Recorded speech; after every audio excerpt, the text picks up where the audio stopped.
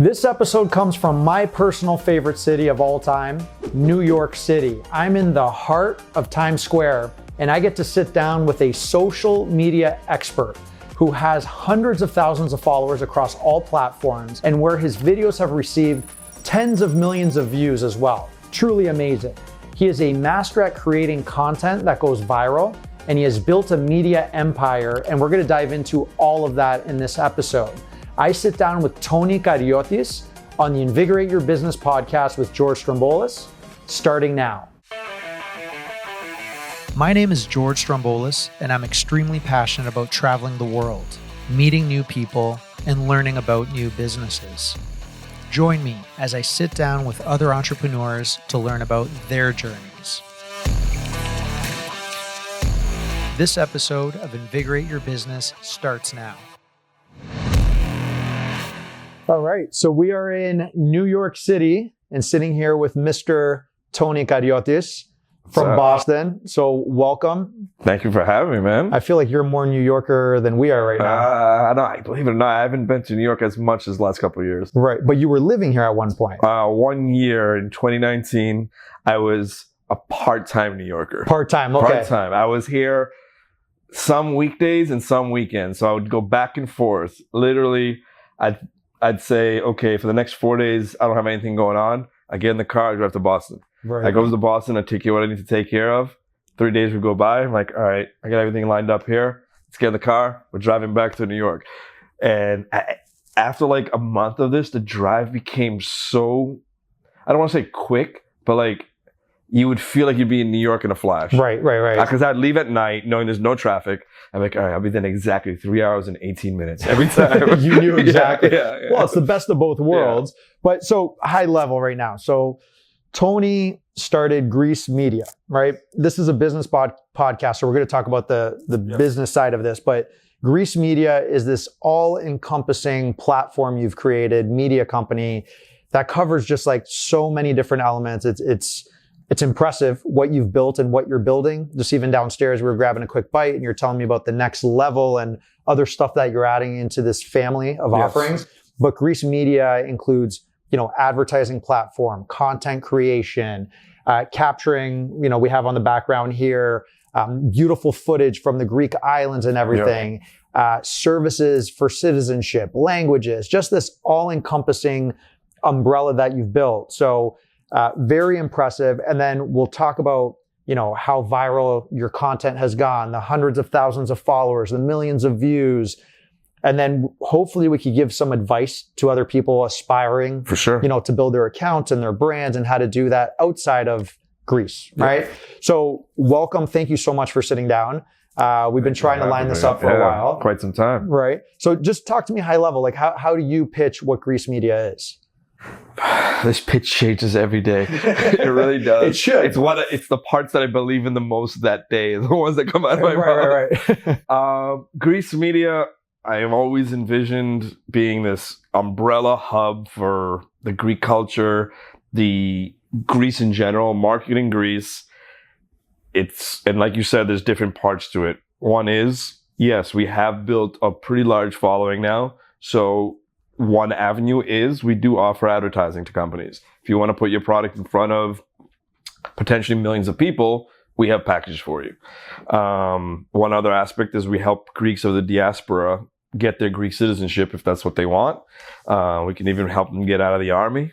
No guarantees. But who are you paying off for that? Right? Little fucking lucky. But yeah, we help people file for the citizenship, get their passport. It doesn't mean that we're going to get it done in a month, but what we are going to do is you're probably going to get it done quicker this way because the consulates, the embassies, they're all known to not answer your phone calls. Yep. But I have a team of specialists that have ins in every consulate on the planet when it comes to Greece. So let's say, for instance, you didn't have your citizenship, you'd come to me, we'd fill out some applications, I'd get you teamed up, they would file your paperwork. And if you did it on your own, you might get to the point where you're 6 months in, you call them, Ella, what's going on? What's going on? You sit back, let my team take care of it. They're going to call them and say, hey, let me see George's file. Where's it progressing? So it'll get done, it just won't be delayed. Gotcha. What could someone expect, like on pricing? Like someone listening today, like from start to finish, take the worst case scenario of I don't even know what village my mom's from. The most expensive I've seen it come out to is about $4,000 to $5,000. Okay, all in. All in. Yep. The least expensive is probably around $1,500 to $2,000. Gotcha. So that's can you check up on this and see where it's at? Basically, the only thing that really differentiates it is how much paperwork needs to be taken care of, how much stuff do we have to dig up for you. But if your stuff, you have all ducks in order, and all the paperwork is prepared, and all we're going to do is submit it, it's going to be on the lower end. Yep. Gotcha. So yeah, that's the citizenship acquisition part. Then we have other things like travel services. Anyone going to Greece? So this targets the world, Philhellenes, people that want to go to Greece. So we have custom travel itinerary building, travel agents, anything that comes to travel, a pretty diverse travel blog when it comes to all different parts of Greece. I have a team that puts together great blog articles. So let's say you booked a trip and someone in your family wants you to go see Naxos. You read this, you're going to get a pretty good idea. You're going to see where I can book hotels there, where I can get a boat tour. Can I book this boat tour? All that stuff is pretty well put together on the site. Absolutely. So that's the travel aspect. And I've seen it, and it's like very detailed. The travel aspect, you also do custom, right? So if there's an American family or Canadian or whoever, right? So just to the world, and they want to go to Greece, and the world tells them go to Athens, go to Mykonos, and go to Santorini, right? Yes. But if they want a different experience, your team can offer a package based on what they're... So there's different ways we can go about it. You can say, I want to go to traditional route, team me up with a travel agent. Or we have a package that we call Greece Trips. Greece Trips is you go on our site, you fill out about 50 questions. It's basically a personality questionnaire. Then what we do is we take that, and we build a trip for you. You don't get to pick anything. Okay. We're going to build you a thing. It's going to ask, what are some places that you've been to already? Do you want to see somewhere new? So we'll put an itinerary together for you with all the bells and whistles. You can come back and say, up to one time, you can say, I don't like it, start over. But you only get one of those. Yep. And then if there's two versions of Greece trips, there's the standard one where you take your itinerary, you run with it. Then there's the premium version where we will go out of the way and book you after we decide the hotels you're going to stay at, the boat tours you want to do, this, and this. We'll call in all your reservations, make sure everything's taken care of. Awesome. Yep. So that's that platform. And then there's languages. We do have this part. I've teamed up with a few different language teachers. And if someone wants to sign up to learn about the language, we can find them a great tutor. Amazing. So in doing this, you offer these services, but what the audience should listen, right? Like stepping away from Greece for a second, it's just your online presence across YouTube, Instagram, TikTok. We're talking hundreds of thousands of followers across all your personal accounts, business accounts, and several millions of views across content that's gone viral, right? So you have different series with comedy, and we'll get into that. You have other just beautiful, your naked series where you'll focus on an island or an area and you just capture video and make it in this serene type, right? Like you go into a fancy restaurant, you want that on the background. Or just talk to me about that. Like, how did you even start getting into social media and building that? So that side of it started, I want to say the summer of 2016. I was on a trip. I was not in the content creation world, not on social media. I had my personal Instagram account. That's it. No Greece, no I am Greece, no nothing. And then we went to Milos and we saw that beach Sarakiniko. It was my first time. I took this one picture, and then afterwards I'm like, wow, that is a cool picture. I did a nice quick edit to it. And I posted online, and it started getting, before this I never knew a post can go to the explore page and get all these crazy views. I'm like, oh, that's cool. So many people saw this, and it is unique, obviously. So then I'm like, and then I got the travel bug like the summer before. I'm like, I want to find a way, or it might have been that summer. This all could have happened that summer. I want to find a way to turn Greek island hop into my job. I literally said that to the people I was traveling with that summer. How old are you at this time? This was 7 years ago. So 33. So really quick, you basically at that point said something that everyone dreams about and you made it into reality, right? 7 years later, you spend months at a time in Greece traveling, going to, how many islands are there? They say 6,000. They say 6,000, but 227 are inhabited. Okay. And I've been to, if I include uninhabited and inhabited, I'm at like 45. Jeez. And a lifetime to go, right? You need 20 lifetimes to... It's not possible to see it all. So let me ask you, so you get that first post up there, goes viral. You weren't a social... It didn't grow like followers or anything, but I just saw the feeling of a post getting traction. So then I'm like, there's got to be something. Maybe the social media can do it. So I had this other page that we were promoting. We had started doing this Greek night in Boston. Part of so under the Teriki Classic Foundation that I do, we started doing this annual Greek night. And we just created a page to post pictures from these nights. It was never designed to do anything more than that. Right. So I'm like, let me post it on that. And started doing extra. I'm like, all right, people like pictures of Greece. So I started posting pictures from that trip on that page. It was growing. And we had stopped doing that night that year. We did a few and we said it served its purpose. So I'm like, that account's just sitting there. Let me just post some Greece pictures. It was growing. I'm like, and then I had the opportunity to have the at Greece page.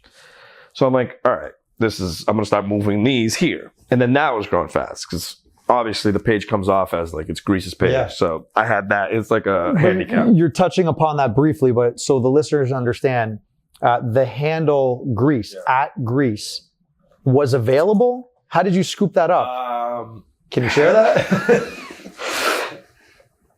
What I will say is right place, right time. Okay, great. So people understand the Greek National Tourism Organization, the GNTO, that job is to promote Greece. Handle is Visit Greece. Correct. Right? Visit Greece GR. Visit Greece GR.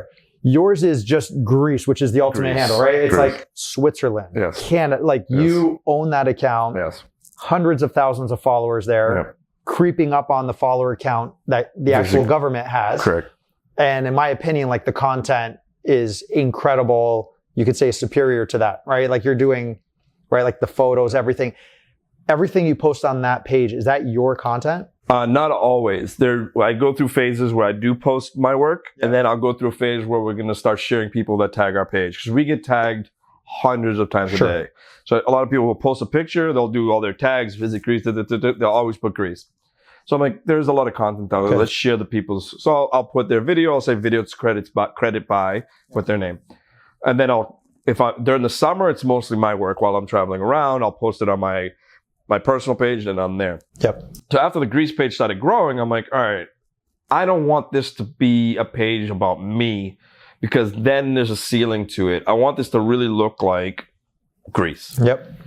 So I need an identity page if I'm going to grow my personal side.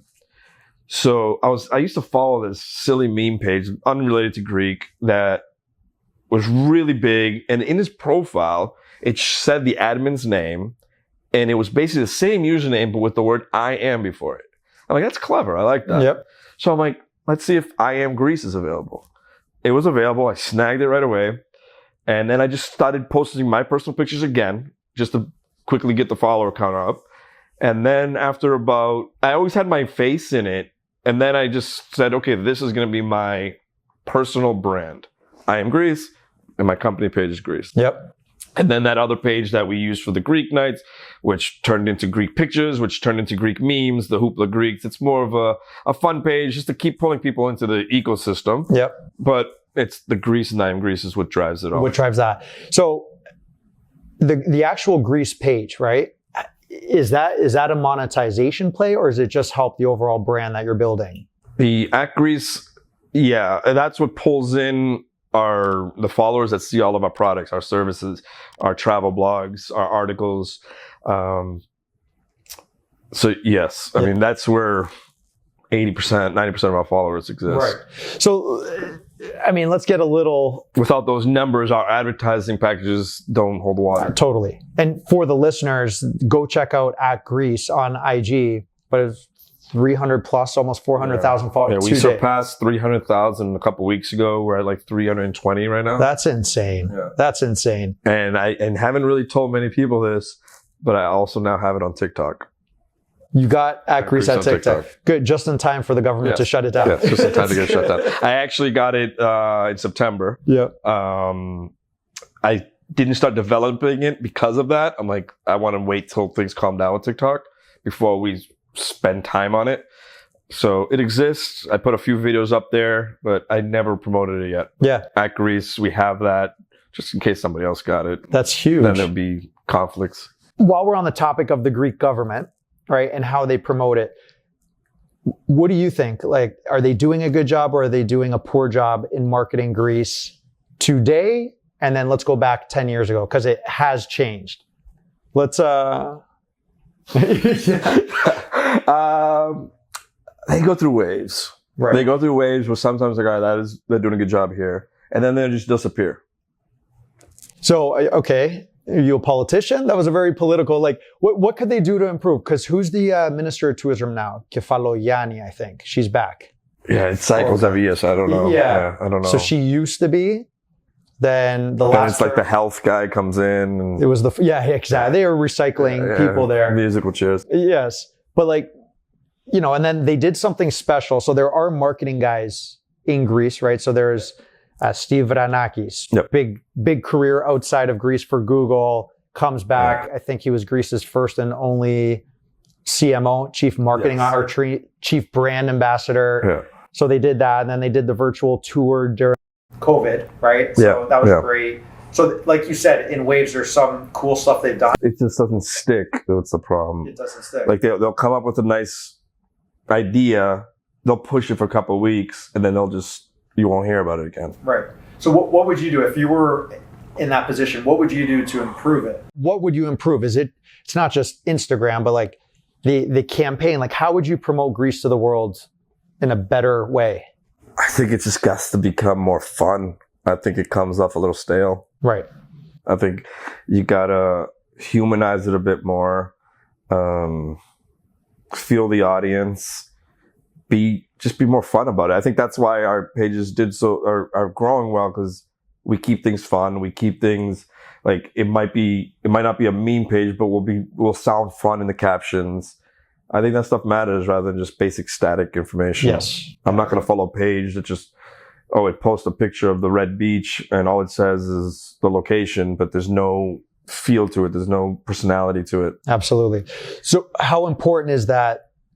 Like just posting in general, like how important is the caption? Are people just scrolling? No, I think what it matters is being a personality, because what I have noticed at the speed Greece is growing, I believe even though it has a third of the followings Greece has, it's more influential of a page because there's a person behind it. There's trust.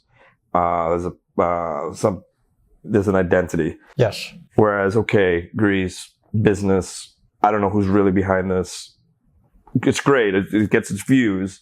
But when there's people like people at the end of the day, and you humanize it with the I Am Greece account. So if there's a person doing it with their face out there, it'll always do better than a big account that's just a company name. Yeah, that's great advice. So when you started building it, you have a great story, right? With the charity that you started, the media appearances that you've done here, throwing out the first pitch at... I didn't get to throw the first pitch, but I got to get on the field. Oh, you didn't throw it? Okay, this interview's over. It's seventh inning. I was the only one on the field. Get out of here. But they brought me out to honor me at the Fenway at the Boston Red Sox game. It was from the sideline. I came out to the outfield. I did like the presidential wave. How cool is it? They read off a 60-second script about what I do. Okay, so we're going to pivot. We're going to come back to this. So Fenway, Boston Red Sox, top 3 fields in the country when it comes to baseball, right? Like just historic, awesome. I've been there. And I was on the Jumbotron. Yeah, so, and we'll put up the B-roll to show that. But how do you even, like, why were you out there? I have no idea. No. You just were streaking across the field. Right. I put a bet in Vegas that I'll streak the field. No, so every year there's Greek Heritage Night for the Red Sox and the Celtics. And when they were putting the Red Sox one together, I had helped get the basketball one get off the ground back in 2017. And then this committee that also does the Red Sox one, it's kind of like, they've been running it now the last few years, which is great. They're doing a good job at it. And they reached out saying, hey, you're going to be there? I'm like, I'm going to miss the baseball one because I'm going to be in Greece. And they're like, well, I just want to let you know that I was going to nominate you as the hero among us this year.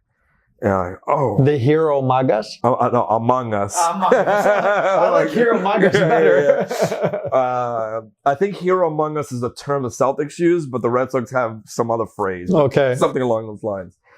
And I'm like, all right, what does that entail? Like, yeah, they're going to call you out on the field. They're going to talk about you for 60 seconds. You're going to get a little award and you're going to get out of there. And I'm like, oh man, like, but I'm going to Greece. Jeez. Once in a lifetime thing, or I'm like, Maria, so I might have to delay my trip a week. She's like, why? She goes, because this. She goes, what are you thinking about? And I'm like, I should stay? Yeah. Or should I tell them? Yeah. And she's like, you're an idiot. So we went, right? And awesome night. They do like the Greek dancing on the street before the game. They got people, everyone's wearing a Red Sox shirt that's designed for Greek night with blue sleeves, Red Sox written in like a Greekish text. And then they're like, around the 6th inning, we'll text you, come meet us or right here. The guy's going to show you what to do. The camera guy will be there. So I'm there. I'm like nervous as hell. It's right. Like, now I have to step on the field in front of all these people. And I know like a lot of friends were in the stands too. And they were like, they knew it was going to happen. I'm like, oh man, this is really, I don't know what to do. And the guy goes, calm down. I'm going to be right there with you. You just look at people. You just look from here to here. Just go like this. Go like this. They're going to think you're looking at them. But all you're doing is just looking at the crowd. You're going to be fine. And so they're like, now we'd like to introduce this, and this. I get out there and I'm just doing the presidential wave. And it went by really quick. So what were they reading? It was honoring you for my philanthropic work between the Teddy K Classic and Greece Media. Amazing. Yeah. Amazing. So you get that, which is cool. Now let's talk about Teddy K now, since that came up. So you lost your father years ago, right? Yeah. Worst disease, cancer. And then you decide, hey, you know what? I'm going to start something to honor him and tie it in with your passion, which is basketball, right? And was it your father's passion as well? Yeah. So basically, we started the tournament because he was a really strong staple in the Greek sports community in our area. Okay. He helped get a couple of the leagues off the ground, get started. He coached one of the teams, the team that me, my brother, my sister played for throughout our high school years.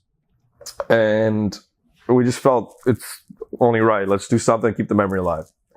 So we launched the first tournament so he passed in November of 2008. And by April of 2009, we did the first annual. And we kept it simple that year. We just said we're going to do an older division and a younger division. We had a total of like 12 teams that first year, 3-day event. It went by. It was the championship game was one of the most memorable games ever. It felt like he was there for it. And fast forward, we're about 15 years in now. And around the 9th year or 8th year, we reached about 28 or 30 teams. That's huge. Yeah. And we had to go from, originally it was like Friday night till Saturday till Sunday afternoon. We go from Wednesday at 5 p.m. till Sunday night at 10 p.m. Cramming it all in. No way. What, the first year you started it, how many years after your father passed? Like how long did it take to... So he passed in November of 2008. The following April was the first annual. Oh, wow. So you didn't wait at all. Right, you got that going. Yeah, very good. And you've given over 40 scholarships, I read? Yeah. So we do one scholarship a year for the main prize, but a little bonus that we do for any senior that applies. If you don't win, and let's say there was 5 more applicants, we allocate another portion of the proceeds and we divide it by the amount of applicants. That's amazing. Yeah. So they'll just get a small check for being there, being a part of the tournament. Yeah. So 15 years later, do you still feel like what you originally thought you would feel doing this for him? Yeah. Like you feel like he's being honored every year. Yeah, no, for sure. And everybody comes in. It's no longer just a basketball tournament. I call it a basketball festival because it's literally 5 days. We got the grill going outside. We got music playing inside during timeouts and halftime. People are there just to like see each other. People come just to be there for the Teddy K. Like people that don't even play basketball come because they know they're going to see some friends. They're going to hang out. And then there's the kids that come just to play. Yeah. And is it only Boston area or is this? So around the 9th annual, so around 6 years ago is when we finally got our first out of New England team. Brooklyn started coming. No way. Yeah. We got a few teams out of Brooklyn. New Rochelle now comes. We got close to getting Chicago a couple of years now. There's hopes that they're going to come this year. They've been trying each year. It's just that weekend for them has always been a little difficult. Right. But they said this year they're more than likely coming. We've had some other interest around the country, but coming out on a road trip is difficult. Yeah, absolutely. Dude, it'd be cool to tie it in with like Goya somehow, right? Like right now in California, the Goya League's going on and every church has their like, right. That's really cool. What has this opened up for you just from getting the name out there? And it must have opened some doors as well, right? Yeah, no, for sure. You're always meeting amazing people through this. And a lot of friends in my life have come through that program. Growing up, I mean, it's an extension of our Goya League out there. And most of my friends in life were through that. Yeah, absolutely. And it's grown to some really cool places where even the Greek news covers us. I got a friend that writes for the Kirika in Greece, and every year, each night, so like Wednesday night, the first night, I call him like, Ella, here are the score updates. And then Thursday night, Ella, this team beat this team beat this team. I just send him the info. He goes, all right, send me 10, 15 pictures each day. So the next day I'd go down to the Greek market. I'd pick up the Kirika, and back page, the entire thing, you just see Teddy K Classic pictures with awesome. Covering the day. That's great, man. Yeah. And then on Sunday night, he posts our family photo that we take on the stage with the banner. And he just puts another thank you by the Kariotis family. And we get the back cover. That's amazing. Okay, so talk to me. You've had some big media experiences, right? Back in the motherland. The Barbara Walters of Greece. Like, how would you even explain Menegaki? She's the... Yeah, it's like Ellen, Oprah, I guess. Yeah, sorry, I dated myself like Barbara Walters, but she is the one. And you were invited onto her show and featured about your now fiance, which we'll talk about as well, Maria. So talk to me about that. And actually, before you even get into that, let's talk about your mini series, because that's what's kind of opened up a lot of doors for you. So the tag is Apagorevete. So to the non, Greek listeners, it's, forbidden, right? That's forbidden. It's the forbidden series. It's as simple as that, forbidden. So talk to me about that, and where did that even start? So the story goes, we're on an island hopping tour. So this was my first year in Greece with Maria. We had recently left. We were either in Mykonos or Santorini, and we went to Folegandros. And from there, we went there to meet up with a friend. And then from there, with her, we went to Serifos afterwards. And one day, we're just driving down to the bakery to grab our morning coffee to head to the beach. And I start parallel parking in front of the bakery while Maria gets out. And then this guy, as she gets out, she's walking in, I'm like parallel parking. He gets up, he just comes with his motorcycle and puts it behind me, and he goes, whatever. And I'm like, what'd I do? And he didn't respond. He just left. Right. He got off his bike and he walked away. And then this lady comes out. Could have been his wife. They probably both worked at the bakery. Apagorevete. And I'm like, I'm just up in arms now. I'm like, what the fuck am I doing wrong? She goes, you can't park in front of the bakery. You're blocking the view. And I'm like, look, first of all, we're just grabbing 3 coffees. Second of all, if I go straight, that means I gotta go up that mountain, around here, around there, just to come back. No, I'm sitting right here. We're gonna be 30 more seconds. Look, she's already coming out the door. And she's, So then she gets in the car. She says, what happened? I'm like, these guys were just yelling at us. And then the rest of the day, I couldn't get it out of my mouth. It was just sitting here like, whatever, everything. And then you notice, when the word's in your head, you notice how many signs in Greece say Apagorevete. But in Greece, all Apagorevete, Alaole Pitrepet. Yeah, exactly. And for translation, everything's forbidden, but everything's actually allowed. Yes. You're fine. So I'm like, every few minutes, I'm like, another one. So then a week later, the three of us, we had signed up to go do this event. And then afterwards, they took us to a luncheon. Everyone's going to go to Taverna. We're going to feed you. Great. And we're just sitting there. We're done now. And I'm just like playing with a toothpick. And then this idea comes to my mind. And I hand my phone to my friend across. I'm like, video me for a second. I have an idea. She goes, what? Just video me. She said, I'll tell you when to pause. And I'm just like, I do a left, right, hip, back. And then I'm like, all right, that's all I wanted. She goes, what was that? I'm like, she knew the Apagorevete. Yeah. She started, so she chuckled. And I'm like, I think I got an idea. So then I posted that. Just that's it. And I wrote Greek granddads for no reason. Greek grandfather for no reason. Exactly. And then a week later, it did all right. A week later, Maria and I are up in Kavala to visit her family. And they have this balcony, and you can oversee. And she's sitting here, and I'm just leaning over the balcony the way a grandfather would be surveilling the neighborhood. Yeah. Greek surveillance. Yeah. I'm like, video me, I got an idea. So I'm just like leaning over, I'm like, yep. So I post that, and I just wrote the same thing, like Greek grandparents surveillance in the neighborhood. Did it really well. So now we leave Kavala. We went to another island, went to Lefkada, and then it was time to go to Kalymnos. And I had reservations at this villa that I promote every year, and we were going to stay there. We went there, and they have it's a beautiful piece of land. You have the balcony, you have a pool, you have fig trees. Down below, you have a dock with the seas right there. I've seen your footage. Yeah. Magical. And I'm like, Maria, I got an idea. We're going to do something. I got it. I'm going to be the old grumpy Greek guy. And you're going to be that cute little girl just trying to live life. We're going to start off. You're going to go into the fig tree. And I'm going to video you. I'm going to come up close.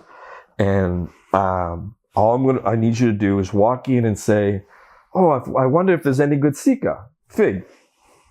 And then imagine I yell ep, because I don't want to yell it this close. It's not going to come out good. And just snap your head like as fast as you can. We did that snap. We shot it 15 times. Or to get the right snap? Yes. And people texted me about this like months later saying, it's Maria's snap that sells this. Yes. It's Maria's snap. Let her know that I personally said how great of a job she does in the snap. Yeah. So she just turned like... So, and then I'm going to be up on the balcony holding my scotch. And I'm just going to be like, and then I'm going to take a sip. And I'm going to put it down. And that's the video clip. So we posted that. People texting me like, yo, you have gold here. Run with this. Come up with every concept. So then we have the pool. And the number one rule in Greece, in hotels, you're not allowed to dive in the pools. Right. I'm like, all right, here's the next scene. You're going to say pool time, and you're going to run into the pool.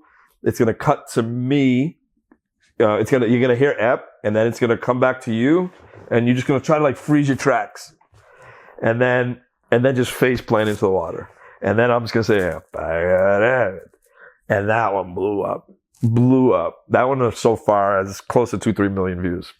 2 to 3 million views on that one. Yeah. And I know that one where she's just sitting there. Yeah. If I accumulate the 3 times I've posted it.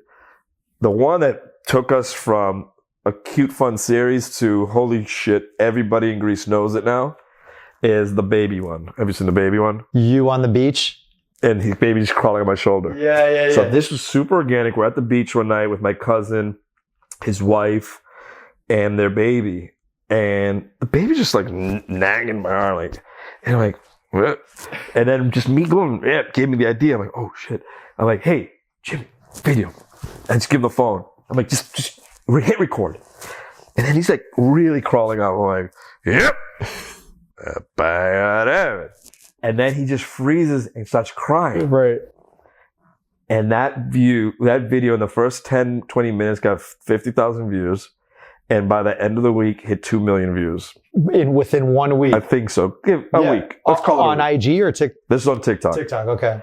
And it got to the point where people took that screenshot, and when they would do their YouTube videos, YouTubers when they want to say the word Apagorevete, they just posted that. Yeah. So then kid's still in therapy sessions, by the way. We go to Athens at some point and we start feeling the attention. People in the streets. Yep. Apagorevete. Yep. I'm like, oh my gosh. The same trip. Same trip within a week. That's insane. I'm like, because we were heading up north and we stopped in Athens first and people are noticing us. And on the drive up north, we had our two friends from Kalymnos come with. We stopped in Larissa to grab coffee. Sorry, we went to Kavala again first because they wanted to come with us to go see Maria's village. So we went to Kavala again. And the way down, we did a few skits up there. One was like picking olives off of public trees. Right. And I'm running with the sayanadas, the sandals. That one did really well. So we stop in Larissa and we're just walking through this.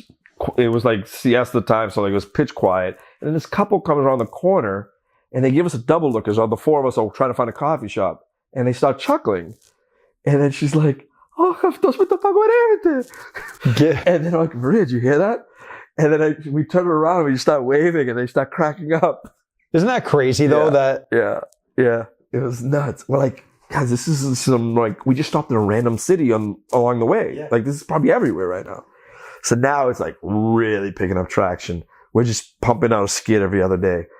And then... Are you still getting the same traction as it... Yeah, I think I was hitting 500,000 consistently. On every one that you were doing. That's crazy. The average ones that weren't like, if they weren't super relatable, we'll still get close to 100,000. But the relatable ones surpass 500,000. Jeez. Those are a lot of eyeballs. Right? Yeah. So I think so far we've hit like 35 million views on Apagorevete. 35 million views have seen that. Probably close to 40 now because that 35 million, it cooled off a bit, but that 35 million was last season. Yeah. I think since then it's got to be another 5,000 of just like randomly coming. That's insane. So I got to ask you on that. Is that a chapter? Like, do you think you could do more of this or is that a chapter and then what's next?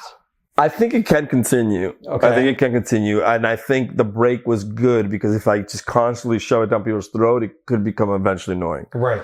So I think I do want to bring it back, but at the right time. Like I did recently shoot a couple. I've actually done a few as jobs now. Okay. Where people have called and said, hey, we want to do some advertising, but we want you to do an Apagorevete for our product.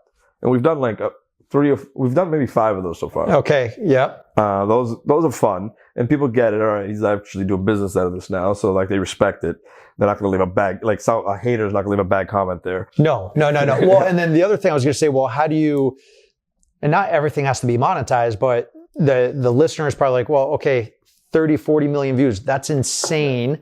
How do you monetize that? Well, maybe not directly off that, but it creates another platform for you. Yeah, it creates more opportunity, more eyeballs, and more eyeballs can turn into more business. Absolutely. Like, there's people that I've done business with because they only heard about me through that. Yep. So that's monetization, huh? 100%. And then this series takes off, and then you have all media in Greece looking at it now. Yeah. So coming back to the... Yeah, so I'll tell you how they connected with us. Yeah. So on the episode we shot in Kavala, that was just briefly said about the olive tree in the public street. So that video, we're just walking around town, and our friends that came with us from Kalymnos, the guy goes, oh, here's an idea. Do one with the public olive tree where us three will be picking olives and you just say Apagorevete. I'm like, yeah, that's not a bad idea. Let's do it.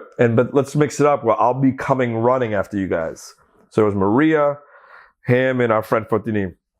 And so the scene starts but we gave this a different twist. I was like, guys, make it more like you guys are the commenters at this point. We're like, this guy again. Starts off with her picking olives, and they just hear it, yep. And then she turns, she just goes like this. She's like, Pali aftos, this guy again. And then I'm just like, and then you see this Maria going, and then I'm like, Apagorevete, and I'm running in sandals trying to chase them, and it cuts. And then I saw a comment by someone with a blue check back before blue checks were only given by Instagram. Yep. So I'm like, all right, who is this guy? And I didn't know his name. He left a comment complimenting the acting of the girls. And I go to his page and I'm like, he works at Mega TV. Eleni Menegaki is on Mega TV. So I go to her website and I realize it's the co-host. Oh, wow. Okay. Yeah. So like I left him a reply and he replied back. So I'm like, all right, he's talkative. Let me hit him up in the DMs. Absolutely. So I just DM him. Yep. And he replies, yep. I'm like, Apagorevete. He gives me the Apagorevete back. I'm like, what's up, man? Like, thank you for the comment, the love. Appreciate it. Let me know your address. I want to send you an Apagorevete shirt for being a fan. He goes, you sent me a shirt? I'm like, yeah, I want to send you a shirt. He goes, all right. So then we had some shirts printed up. So Maria did all the cute packaging because if I would have just thrown it in the box. Yeah. So she's got them all cute. We gave him a sweater and a t-shirt. We go to the post office. They're like, it'll be there in 5 weeks. I'm like, I don't give a crap when it gets there, as long as it gets there. Yeah. So we send it. And he never had replied to one other message, but he gave me his address. So I'm like, that's all I need. But I didn't want to double text him now after a month. Hey, did you get the shirt? At this point, it's let God take care of this. Yep.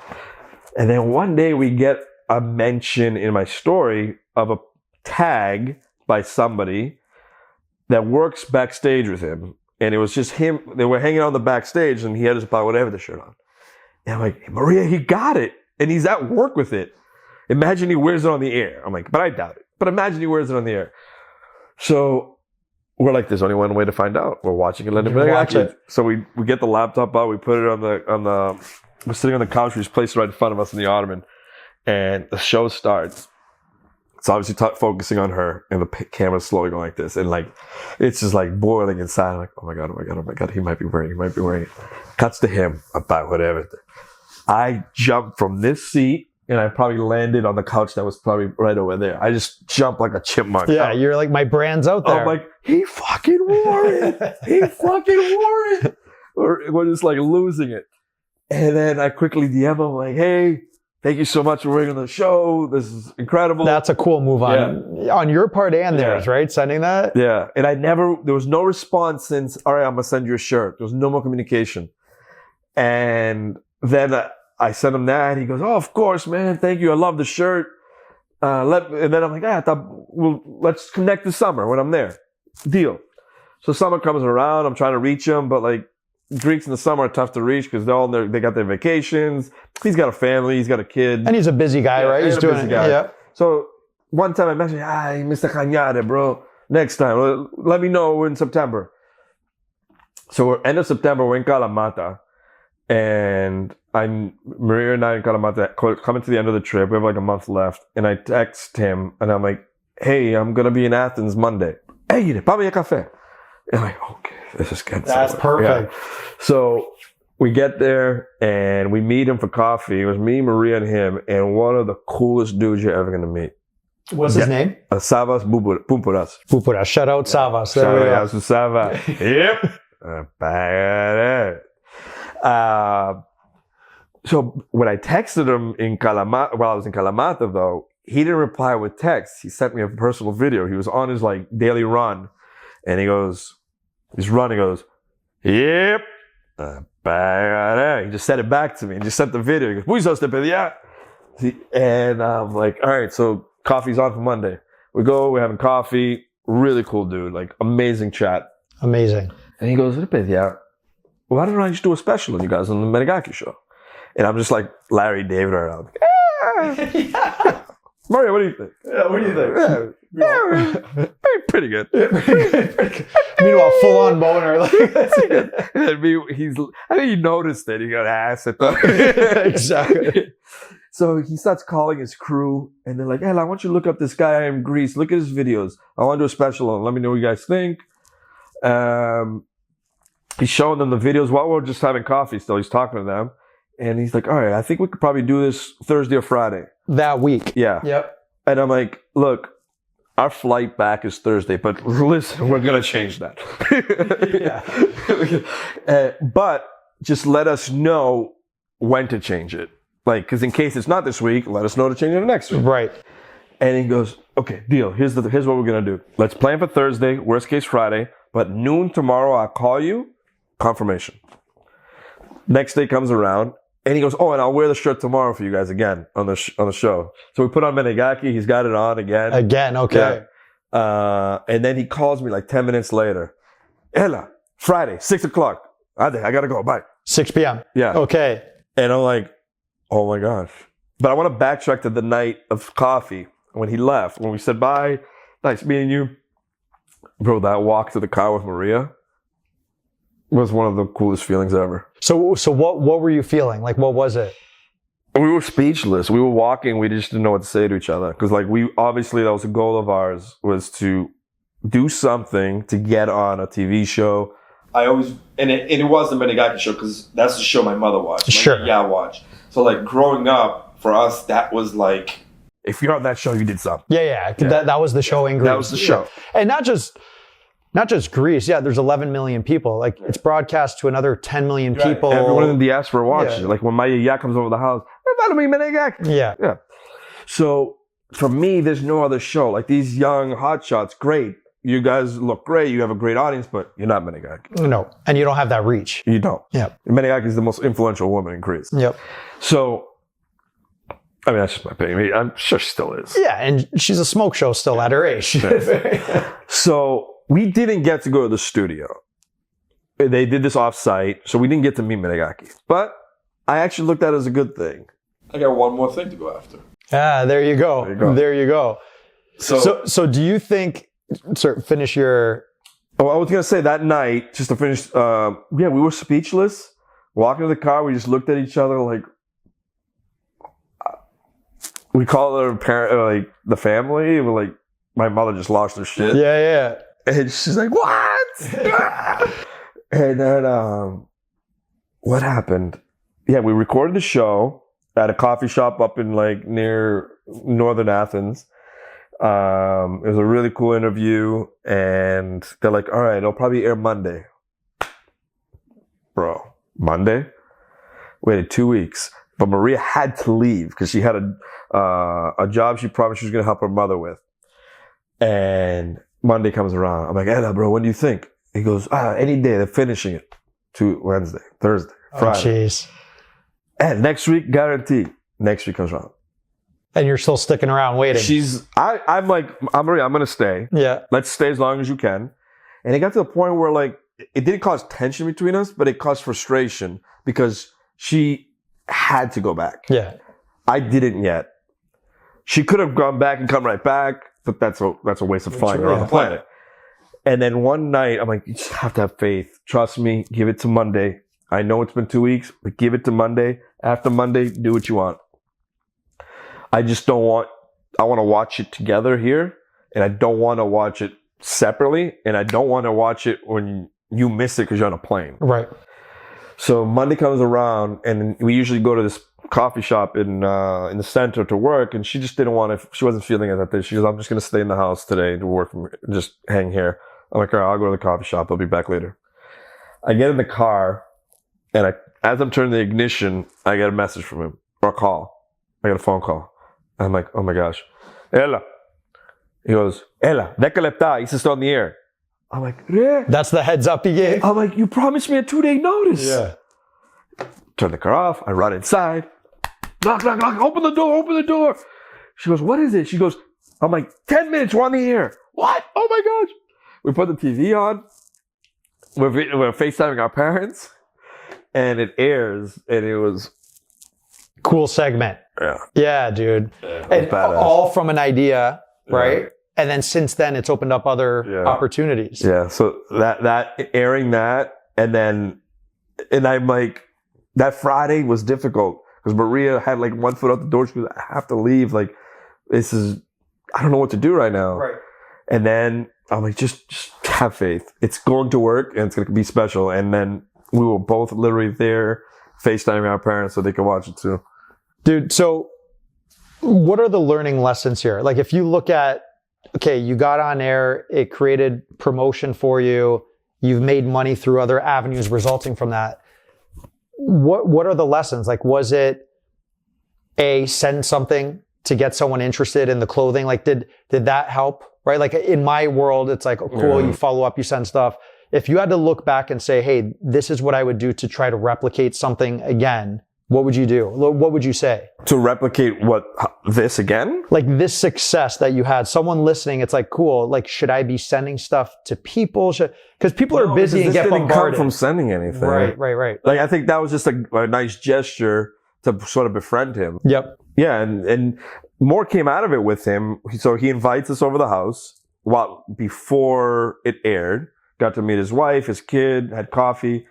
And the goal was he also wanted to shoot 5 Apagorevete clips with me. So we shot 5 different scenes up in his neighborhood.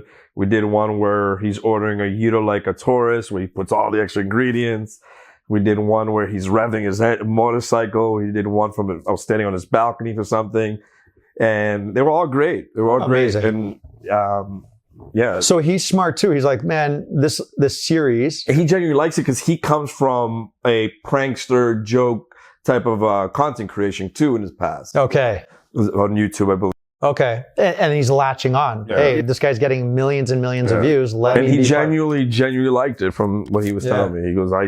He goes, it's not the word you say, it's your delivery. Yeah. It's anybody can say Apagorevete, big deal.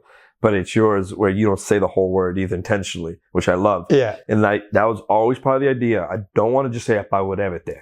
It's too long of a word. Yeah. I want to sound like the 80-year-old Greek guy who's too lazy to finish the word. Yeah. I said that since day one. Yeah. I wanted to sound like the old 80-year-old guy who's too lazy in life to spend enough breath to say the word. To say that word. I want it to be not Apagorevete. I want it to be you lose it. Yeah. And then he got it. But there's people sometimes in the comments saying that don't know me. It didn't get a lot of hate. It got heavily good comments. But there's always be someone who's critical. Sure. And you'd get occasionally someone, can we get someone that's Greek to say it? He clearly doesn't know how to say it. And like, do you realize like everything you see on the internet is scripted? Yeah. Like, do you not think we thought this through? Exactly. So talk to me, take us back. Like, how have you been able to create big followings? And then like if you're teaching a master class, what are some do's and don'ts on like, hey, regardless of what industry you're in, you're trying to build company pages if you own a company, and then your personal. Give some experience because you're an expert in this area. Consistency and wear your passion in your sleeve. If you don't, it's just not going to grow. I think people need to see that this is genuine. This isn't just another typical page. This is somebody spilling their heart out. I get people that I meet that have known me through Instagram for 6 months, a year, 2 years. And the first thing they say when they want to give me a compliment is, I love the positive vibes you give out. Everything you do, there's no hatred. There's nothing bad. You're always smiling. You're always positive. So put all that out there. Spill it out. If you're just going to go and post a picture of Santorini, you're going to say blue domes over Santorini. Why is that going to get traction? Right. We can see that everywhere. Yep.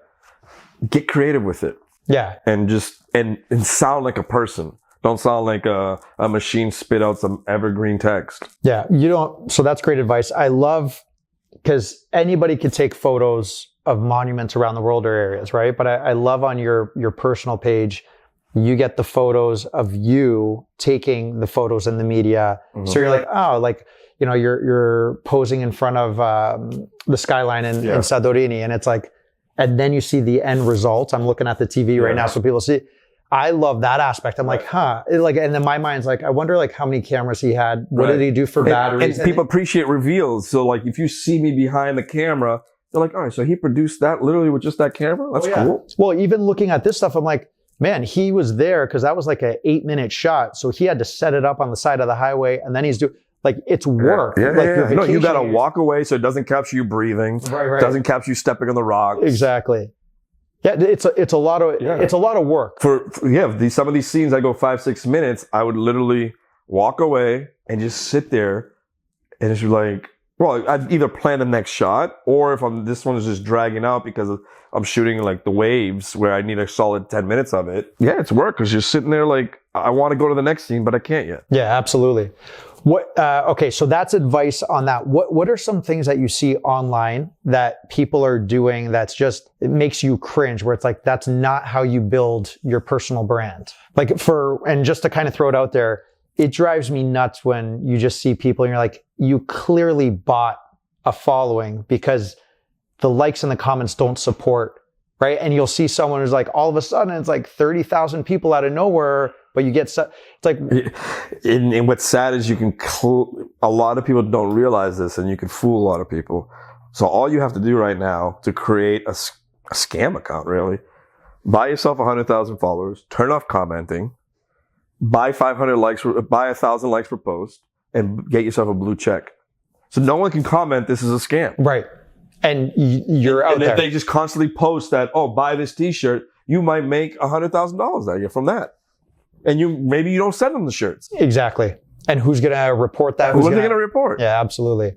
So there's a lot of ways you can get screwed online. Absolutely. And just be careful. And then the other thing is, take your time. It's with anything in life. Things take time, and then you're going to have content that's going to hit or not. Yeah. But I don't think that exactly answered your original question of like, what are some of the like tendencies people do that you shouldn't? I don't know, because I don't want to be critical, because everyone succeeds their own way. I just believe, like, don't be a douchebag. Yeah. That's it. But what if as long as you're not a bad person and a bad personality, there's no reason not to like somebody. Right. Right. And then just the hater side of it. We were talking last night with Anthony at dinner about bad reviews. He was telling me about this restaurant and like just a horrible experience, and he still didn't want to go and comment. Yeah, no, I will never comment on Yelp. Yeah, yeah. Even if I have a bad experience. Absolutely. I ain't no rat. No. And it's, even if it's a bad experience, like now your name is in the world, right? Like I don't want to sit there and be like, they were so rude, and now my name's associated with that at the restaurant. Like just let it be, right? Yeah. I actually have a really bad situation because of a Yelp review. And this doesn't relate to anything here, and you can crop this out if you want, if you don't think it fits. Meanwhile, I'm going to clip this part out. I know, right? So in my previous business that I was running, somebody left a comment being nice, and it cost me $15,000. Okay. Someone commented being nice. Okay, you got to explain. How did that? Got audited, and they said, oh, we believe you had a staff, because here it says you have a great staff. And they went back and added tax withholdings for 3 years. And I appealed it. And for the most erroneous reasons, they didn't allow me to appeal it. And now they said, be patient and appeal it when it gets assessed to your personal level. Jeez.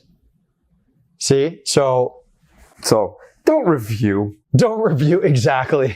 Don't review. Well, you know what it could have been that day? I might have had a friend over at the store, and a customer came in. They probably helped them bring the box up. Yeah. And they just assumed, oh, that was the staff. Yeah. Great staff.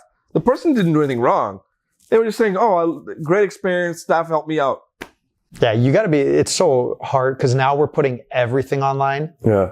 And people could just see, even posting about kids. And I always challenge, like, man, should I be putting my kids out there? But it's on my clothes. Yeah, there's more evil than good out there, right? Talk to me. You said your previous life. So the family business was in the promotional. Yeah, we did screen printing, embroidery onto apparel, trophies, awards, engravings, laser cutting. It's a business my dad opened back in '89. Yep. 2005, from like 2002, 2004, I'd come in part-time and help out. And 2005, I officially had taken over as the business owner. I ran it myself. And I did that up until the pandemic hit. Because a year or two before, actually more like 3 years before the pandemic hit, my brother started getting involved because he had a career change. He went from the music industry. He was a DJ, flew out to Vegas every week. Okay. Would DJ at the Hard Rock and come right back. Oh, jeez. And then he had kids. And he goes, I don't want to do that ever again. Yeah. I don't want to fly out to Vegas every week just to DJ. At the Hard Rock too. Yeah. That was the spot for a long time. Yeah. He even told me that Mark Cuban came up and requested a song one night, and he only gave him a $5 tip. Come on. Are you kidding me? Come on, Cuban. Come on, Cuban. $5. Jeez, our coffees were more than $5. Literally. So he got into the business. He goes, since you're not really building out the trophy part, maybe I come in and I'll build that part of the business as my own company. Good, do it. Yep. And then when 2019 came around and I started coming to New York as a part-time here, he started helping run my side of it because he saw I had one foot out the door without saying it. And he knew I wanted to do this grease thing. So he's like, when the pandemic hit, we basically just talked about what are we going to do after this ends. And I'm like, maybe this is the perfect time for you to buy me out and I'm done. And it's time for me to take that leap of faith on this grease thing. Cause like, if I keep dragging it out and the store supports me, I may never have to put myself against the wall to make it. Yeah. Comfort zone. You need to be pressured. Yeah. You do. If you're still too comfortable, it's harder. Absolutely. It really is. March 2020, I was done. He put a plan for when the pandemic ends to get things back rolling, and he has doubled the business from where I was headed. Amazing, man. And you're doing your thing. I'm doing my thing, and he doubled what the company was doing. Oh, that's good to hear. Boston, we talked about this briefly in another session, but World Cup 1994. Yes. So you were what, 10 years old? I was, 11. So my brother 8 and my sister 7. So my dad. And I was 13. We came to Boston from Canada. Yeah. And we probably bought stuff from you guys. You may have, because we on the street before the stadium, we had a stand where, through the store, he had a Diodora license. You remember Diodora? I have an autographed one in a frame at home. Yeah. So he had the official warm-up. Yeah. The T-shirts, the World Cup 94 with the ball going like this. We had it all, and he was cooking souvlakia. Jeez. He had the grill going. So souvlakia and Greek apparel. He had the Greek national hat. I think he ordered 10,000 of those. Jeez. Yeah. And did he sell them up by the end of it? Most of them. And then we had like 2 cases left that we buried in the store. And then he'd always hand one out to someone when they come by. Yeah. Yeah. And then we had gotten on the newspaper where they posted a picture of us like holding the shirts and souvlakia. And just basically, I don't remember what the headline was, but we have that somewhere. That was a big, first time ever Greece got to the World Cup. Yeah. They didn't score a goal, right? Dude. Or they didn't win a game. No, they didn't score. So they didn't score. So they lost 4-0, 4-0, 2-0, right? The game I went to was against Nigeria. They lost 2-0. And I remember going to that game. And then what are those? The Mizzous? Vuvuzelas. Yeah. So I remember getting that. I remember it was such a big deal going to the hotel the day of the game to meet the team. Because my cousin from Greece was friends with number 4. Okay. Knew him. And we're like, oh my God, we went there the day of. And the day of, I know I mentioned this before, we go to the hotel and they're smoking and drinking coffee. They were playing Nigeria that day. And I'm like, we shouldn't even have access to this now. Totally other world, right? Yeah. But how was it growing up in Boston? So your parents left Greece, migrated to Boston? Yeah. So they immigrated from Greece and they ended up living in the same 2-family house. And that's how they met. Yeah. I mean, kept it close, right? Yeah. But my mother's dad was never supportive of it. And so one of my aunts was like the messenger for them, even though they lived. Right. And she'd be the one helping, a few of my aunts would be the one helping them sneak out or get a letter to them and this and that. And then one year he just beeped and said, get in, let's get out of here. And they just drove to San Francisco and eloped. And and then my mother's parents were distant for a bit. Not forever, but like he was pretty upset about it, honestly. I mean, my mother was young. I have daughters now. I would murder mine if she did that, right? Like now I get it. So one extra layer to win my grandfather back over for my dad's side was, so I was actually supposed to be named Bobby and my brother's name was supposed to be Tony. But they said to get my mother's dad to be welcoming and to get back in the picture, let's name the first kid Tony after him as a nice little gesture. Yeah. So they did that. And by then things were warming back up and everything was fine. That's awesome, man. So growing up in Boston, though, the Northeast, it's like, how was it just in general? So Boston, New York up, it's a tougher, raw environment. Yeah. Right? In that, you know where you stand with people from here, I find, right? I grew up in Canada. I lived in New York and I always knew people from the outside be like, New Yorkers are aggressive or they're assholes or they're this and that. But like when you live here, they're just real. You know where you stand, I find. Yeah, I think so. No, I agree. No, you got it spot on. You got it. Yeah, so in in Boston, was it rougher in school, like going there and just? No. Good childhood type thing going up there. It depends on where you were. Were you in the city or were you in a suburb? And I think there was a line in the sand between the two. Right.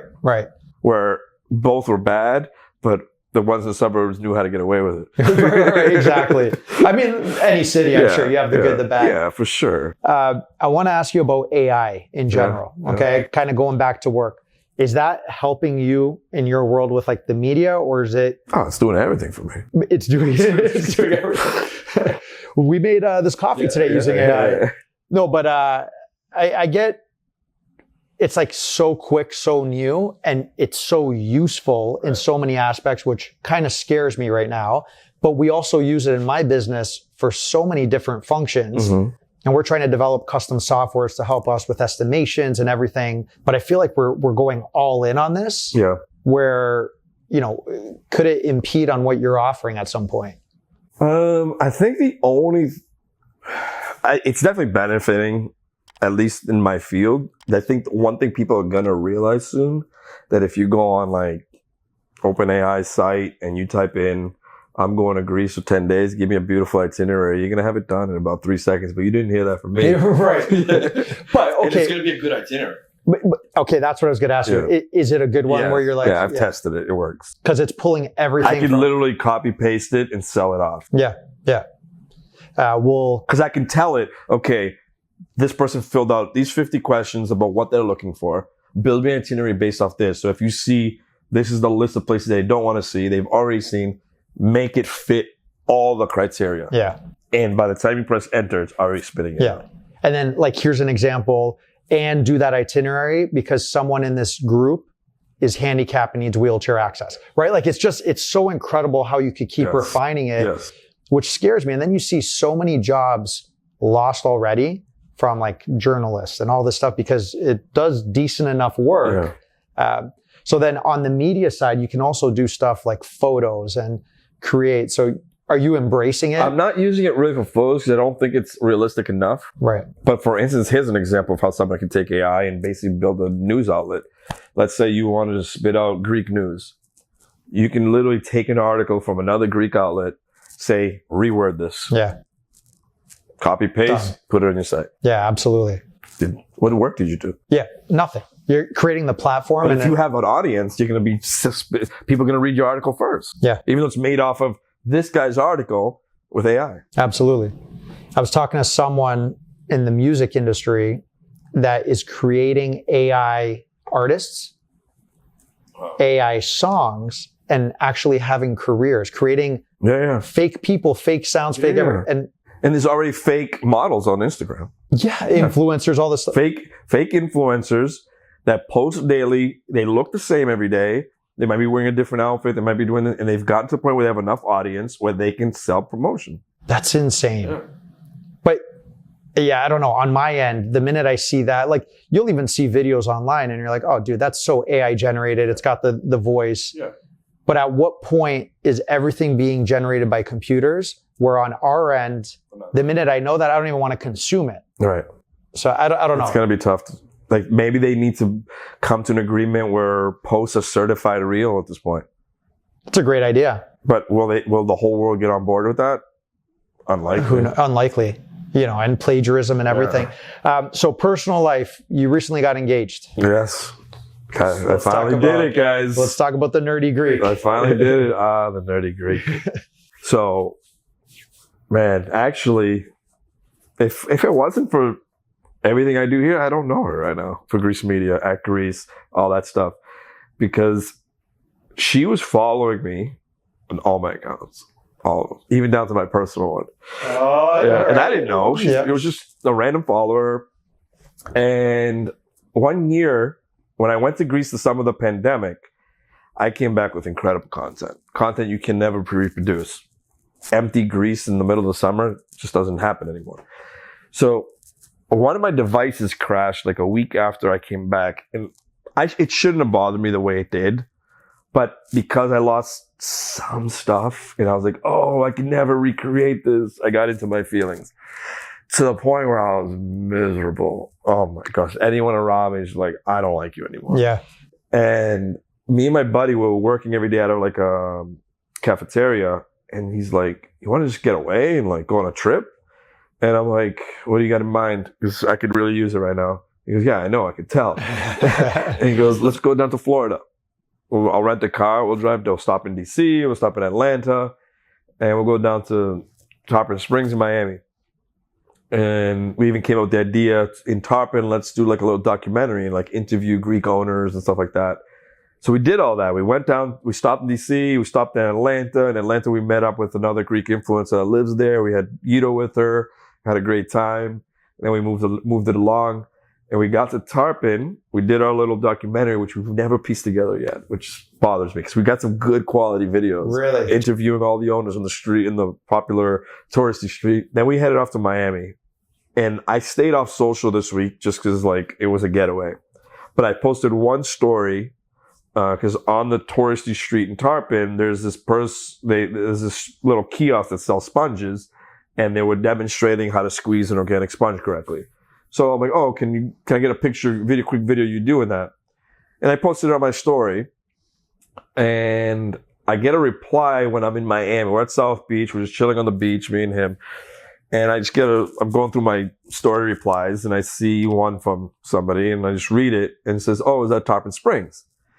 And I'm like, I reply, oh, yeah, it is, but I'm down in Miami now. And then like an hour or two later, she replies saying, oh, if you're ever back in Tarpon, I'm from here. If you want, let me know. I can show you around. And this was really just a nice gesture for her as a host. There was nothing more to it from what she says. I call bullshit, but go on, yeah. So I'm like, yeah, I might actually be back in a few days because after Miami, my buddy's leaving for LA. I might stay down here a little longer. We'll see. I had another friend in Sarasota. She said, oh, if you're in Florida, come by. Let's hang out for the day. I went there. And from there, it's only 45 minutes back to Tarpon. So I messaged her. I'm like, hey, I'll be in Tarpon tomorrow if you want. Let's grab that coffee. Oh, cool. When do you want to meet? I'm like, I got to know this place, Latte. Let's meet there. Great. I know the place. We'll be there. So we plan to meet there. I got there. So I needed a haircut badly. So I went and got a haircut that morning. And the lady, because I usually get my fade with the plastic clips, and she had metal clips. And the metal ones, if you say the number, it's like half of the plastic.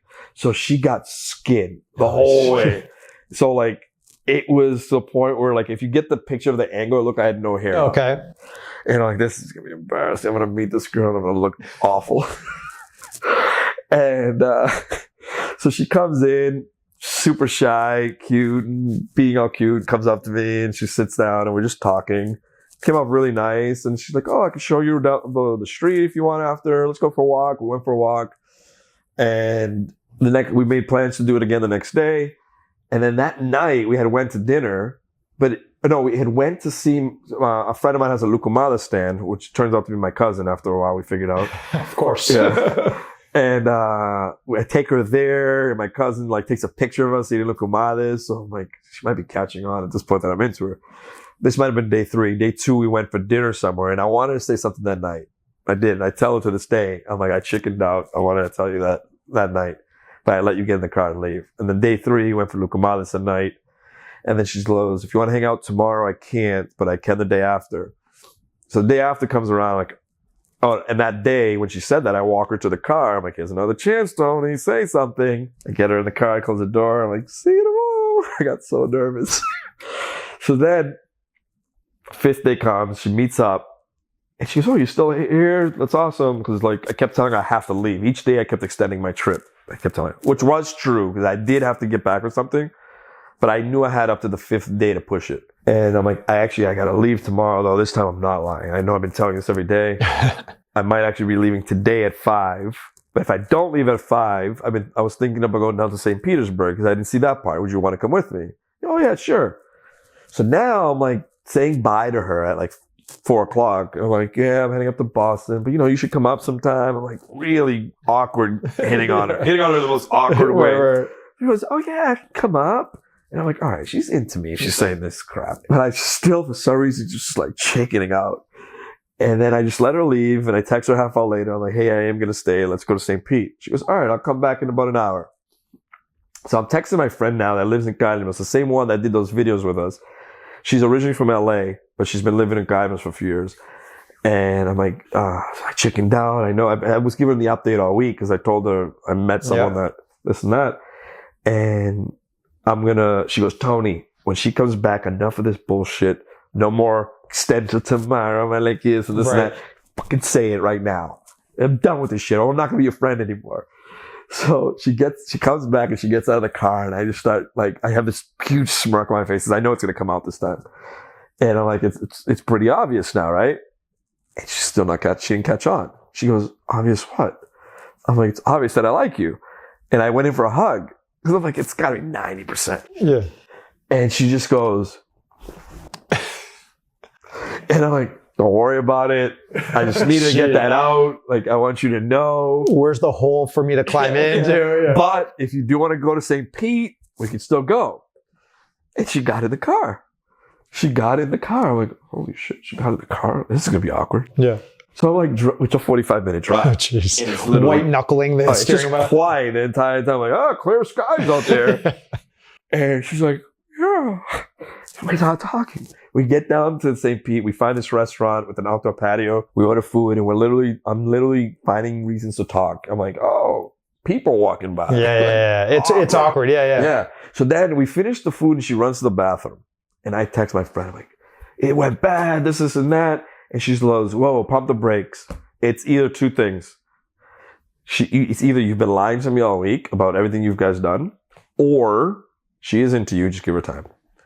I'm like, all right, I trust you. I put the phone away. She comes back. I'm like, you want to go for a walk by the pier? We're literally on the water. She goes, yeah, sure. Quiet as hell. We're walking. We're just walking into like darkness right now.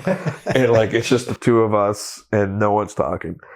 And then she just lets out the longest so. She goes, so, and I'm like, finally, thank God. She's going to say something. And then she's like, about what you said earlier. I'm like, yes, speak. Yeah. Because I'm going to jump off this pier right now. Yeah, I'm going to it's over here. And I'm like, she goes, the way I react is not actually how I feel. And I'm like, oh, that's a pleasant surprise. And so then I'm like, now I don't know how to act now. Because I'm like, you just put me through hell. Yeah. So I'm like, oh, yeah, that's nice. I'm trying to give her back what she gave you. Yeah. So I'm like, cool. Like, yeah, that's nice. And like now, like we both agree we'd like to get to know each other, whatever. So I'm like, there's a rooftop thing at the end. It appears. You want to go up there, sit down for a drink? She goes, yeah, that'd be nice. So we went up there. She started to loosen up a bit. And I'm like, so I do have some bad news. I can't extend this trip anymore. I do have to leave tomorrow. However, I do want to come back next month and get to know you. And she goes, yeah, no, that'd be awesome. So we're driving back home now. She passes out halfway through the ride. I'm just driving by myself.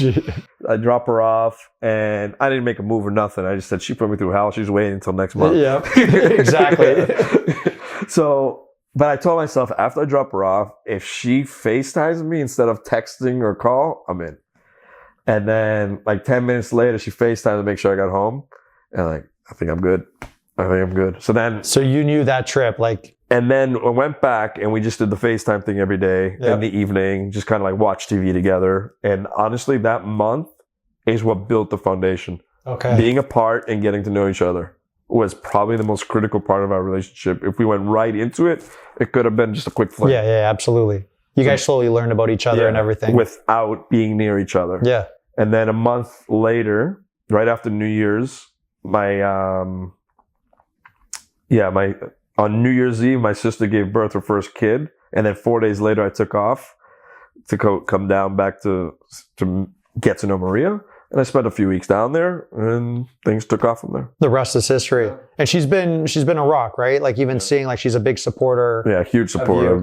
She's my biggest fan. I'm her biggest fan. Well, even before it was like, dude, wife her up. What do you? It's time. And so here's the funny part. In that DM, I went back to look at her reply after a while, and I scrolled up, and we had a small exchange 2 months prior. And I'm like, Maria, you DM'd me in the past. She goes, yeah, I know. I didn't make an impression though, huh? And I'm like, holy shit. But it was just one of those basic, she saw a story about Greece, and as a fan of the page, she replied. Yeah, exactly. Because it was the sliding doors in Athens, and she replied, oh, those are the best doors. Like, that doesn't need a reply. Yeah, exactly. So I'm like, yeah, but look at it. It didn't really need a reply. She goes, I'm not actually bothered. I got you in the end. We're good. Yeah, right? yeah. So I'm like, wow, I didn't know that. And I'm like, so you double texted me. Yeah. So you'll always have that over her head the rest of her life. So to this day, she'll tell people that she slid in my DMs. Is how we have. That's good. She says it. It sounds better from her coming. But her family's in complete shock because they said, we've never, ever, ever witnessed her do something like that, to reach out and make that move, to make it happen. When they said that my daughter did that, I was like, you got the wrong person. She's not that person. She's not that person. But she just, something made her do it, she said. She goes, I don't normally do that. I never thought I would ever do that. But I just said, hey, it's worth. That's awesome, dude. I wish you guys Thank you, man. good future. Kids, lots of kids. Thank you. Tarpon Springs. Yes. Give the listeners, Tarpon Springs, Florida, what does that mean? There's people in Greece that talk about Tarpon Springs, and what's that place that all these Greeks from one island are from? So give us a little head up. So sponge diving is really, sponge diving in Tarpon Springs is a big thing. Always has been. And obviously sponge diving in Kalymnos was always a big thing. And way back when, a lot of Kalymnians took off for either two places, Darwin, Australia, and Tarpon Springs, Florida. Really? So they're the two largest Kalymnian diasporas in the world. And they came there to sponge dive for work. And there's literally three, if you go down, what's the main street is called Dodekanis. It's off of the main alternate highway.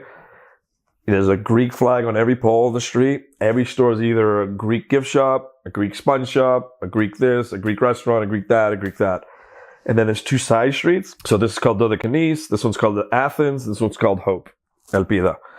And it's just a portion of Tarpon Spring dedicated to Greece/Kalymnos. Very cool. Yeah. And Kalymnos is an island in Greece, and you're... My mother's side is from Kalymnos. Yeah. But this street is all tourists in the winter. There is a Greek community that does go there occasionally. They'll go there for the coffee shop, the bar, and maybe one restaurant. But most of it, when you go there, are tourists on vacation, checking out a part of Florida. Because they hear Tarpon Springs is awesome. So from a Greek community in the United States, Astoria still number one? Like, where would you rank the top three-ish? Yeah. Well, Boston, Astoria. Yeah, biased Boston. But Astoria's huge. But Tarpon Springs, from what they say, is more numbers per capita. Yeah, concentrated as well. Yeah. So Greek islands, give the listener some, you're an expert. You've been there. You don't just go for 2-3 days. Like, you actually go and stay for extended periods, capture content. Let's give them some lists here. What are your 3 all-time islands, not mainland? That's a tough question. It's a tough one. And I'm sure it changes every time. It changes every single year. Okay, let's reframe this. No, I'll give you. Single, no kids, no fiancés. What are the top 3 destinations for someone single to go see? And we're going to go through families. We're going to go through everything. All right. You got to look. Obviously, Mykonos Santorini, you get a lot of not hate, but like, all right, I've seen that. I don't need to go there anymore. So should we leave those out, or if you're single, you got to go see Mykonos? You have to. You got to. Yeah, absolutely. Eos is another one for singles. I think Paros can be seen as a singles person too. I think it's not just singles, but I think a single person can have a great time there. Milos is a really popular island now, but it's a couples island. Okay. It's really grown in popularity. Those are the ones in the Kyklades that are kind of like scream that. What about, okay, so now couples, like, because you could go to any island with anyone, but like, what do you say is more couples friendly and love? I would say probably, I think Paros doubles up. It can be a couples island too. So you got Paros, Naxos. Actually, Naxos, I'd probably go family. So let's go Paros and Milos, and maybe come on the other side and go to like Zakynthos, Kefalonia, Lefkada, Kerkyra. All beautiful islands. Yeah. Yep. And then I'm not, the reason I'm not saying a lot of the other Kariotis islands, because they're kind of tough to get to. They're far. But islands like Rhodes is really nice, but that can also be seen as a family island, sort of like Crete and Naxos. And Naxos, yeah. So then family islands now. Yeah. Family, you got to go Crete. Yeah. You got to go Rhodes, Kefalonia, Paros, Naxos. Those are the ones that scream out. I had one more for singles, Koufonisi, unique island. No way, I've never been. What's good there? It has a good night scene or? Nothing. Oh, really? It's basically, you're there to just like escape and do nothing. Just sit at the beach all day. Yeah. There are some beach bars and like a couple mini bars, but you're not going to find a club or anything like that. Everything is walking distance. There's a boat taxi that'll take you beaches to beach. So you just hop on. I think it's like 50 cents and you can ride it as long as you want to get to the next beach. It's pretty unique. It doesn't have a lot of development on the island, but right. It's known as quietly as an Athenian getaway. Okay. I left out some islands like Spetses is a nice option. Families, even couples, in the Saronic. And then I think Patmos has grown as a singles destination. It's funny you say Patmos. We're working with local government right now to do street lighting there. Okay. In Patmos, and I've never been, so I'm like, give me an excuse to go there to light that bad boy up as well. But have you been to Patmos? I went to Patmos for a day when I was leaving the Kariotis. I want to split my trip up back to Athens, and I said I want to go see the Cave of Revelations. I didn't even know that. Yeah, that was the only reason I said. I'm like, if I'm going to go there, I want to see something unique. Yeah, and nowhere else in the world can they say the Bible was written there, right? So I went. I finally got inside. It was not what I expected. I was expecting this, like, all it is literally just like this corner of this room in like a cave format. And that's it. That was it. So but it had a lot of build up. They built like a building around it. So when you go in, it's sort of like a shrine / museum, and then you lead up to the cave. Souvenirs over here. Yeah. So wait, I don't know the history. So part of the Bible was written? The Book of Revelations was written there. Right there. Yeah. By who? I think St. John? Really? Yeah. We're going to get some comments on that. How dare you? How dare you get it wrong, It was Mr. I am Paul. Greece. Yeah. It was Paul. I'm like, all right, I don't know. You're gonna every priest I know. Exactly. Blasphemy. So yeah, it's just magical there. So anything else for the Americans that are booking? Greece last year surpassed the highest numbers ever, right? 30 million plus. Yeah, every year it's just breaking numbers. Hotels are through the pricing's through the roof. Any tips or advice when people are booking versus just like Marriott.com and go to greece-media.com. There you go. No, but honestly, like what are you bringing to the table that tour operators, like, do you have different access to? Yeah, I do have different access to some tours and some hospitality deals.